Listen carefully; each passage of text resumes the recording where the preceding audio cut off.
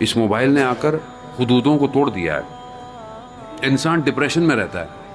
अब तस्वीर देखता है किसी की और कहता है मैं ऐसा क्यों नहीं हूं। फिर तस्वीर खींचता है, कभी यहाँ से, कभी यहाँ से, कभी यहाँ से। ठीक है, गांव देहात में भी माशाल्लाह नहर पे खड़ा है, वहां भी तस्वीर खींच लेगा, इधर खड़ा है वहां भी, हर जगह तस्वीर खींचे जा रहा है।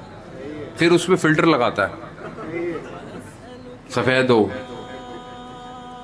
शादी पे गए, कहते हैं बयान होता है, रिश्ता लेने पहुंचे तो जब उसको देखा, कहा कि आप कौन?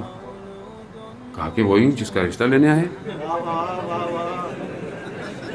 कहा मगर तस्वीर तो कोई और थी।